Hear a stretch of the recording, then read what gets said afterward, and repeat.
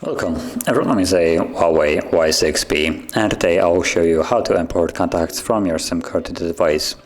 So to get started, let's open up the dialer app, and from here navigate onto the Contacts tab, tap on the three dots at the top and go to Settings, where you should see Import Export.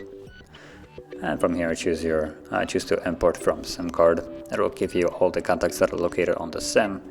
Simply select the ones that you want. If you want all of them, you can tap it right here, select all, and all becomes selected. And from there, you just need to tap on import.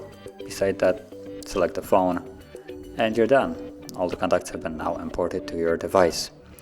And you can see that now they're going to be repeating, and the ones with the SIM logo are the ones that are located on the SIM, while the ones that don't have anything right here are the ones that are on the phone itself.